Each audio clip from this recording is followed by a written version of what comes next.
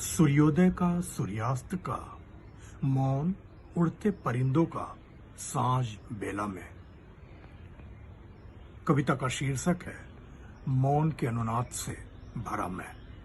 मौन सूर्योदय का, सूर्यास्त का, मौन उड़ते परिंदों का सांझ बेला में। आंधियों में भर भरा कर गिरते नीड़ के तिनके तिनके को देखते हुए आंखों का मौन। मौन नजरों से मिलने का और बिछड़ते समय गिरते आंसुओं का मौन। मौन नजरों से मिलने का और बिछड़ते समय गिरते आंसुओं का। नियति को स्वीकार करते मंदिर से उठते ओंकार का और मस्जिद से उठते अजान का मौन। मौन नियति को स्वीकार करते मंदिर से उठते ओंकार का और मस्जिद से उठते अजान का।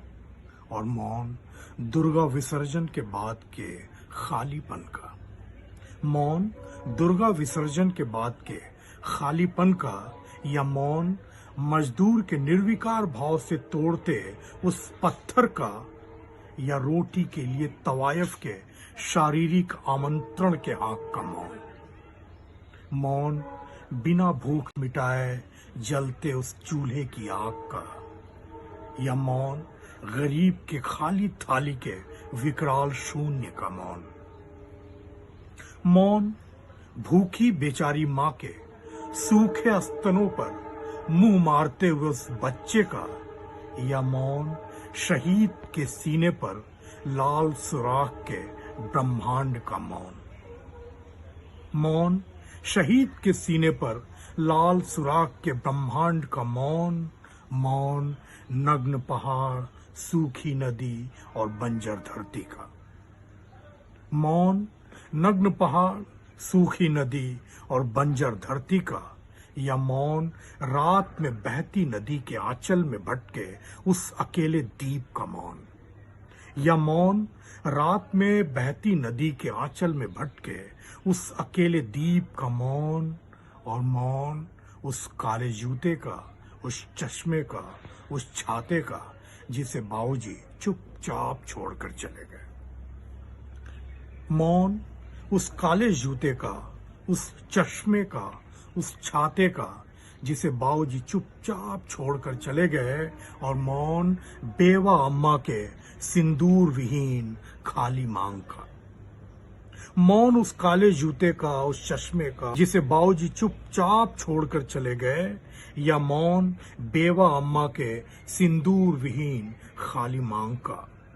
मौन उस पथ की पगडंडी का, जो जाती है बियाबान में खड़ी अकेली उस खंडहर तक, जिसमें बिखरे हैं मेरे उम्मीदों के अस्थि पंजर बिल्कुल मौन।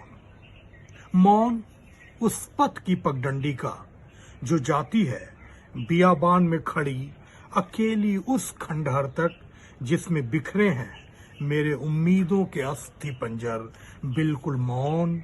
और इधर चमगादड़ों के नियति सा मैं, और इधर चमगादड़ों के नियति सा मैं इस सीलन भरे दीवार पर अपने सांसों से सटीक निशाना लगाता भटक रहा हूं बेआवाज बिल्कुल मौन।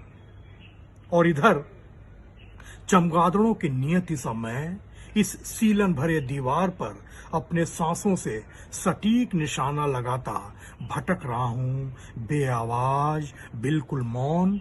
और मौन के अनुनाद के शोर से भरा ज्वालामुखी से समय और समय के चक्र का मौन अपनी भिक्षा पात्र और गठरी के साथ, और समय के चक्र का मौन अपने भिक्षा पात्र और गठरी के साथ मौनत्वाकर्षण के वेग से अपनी तरफ मुझे खींचता हुआ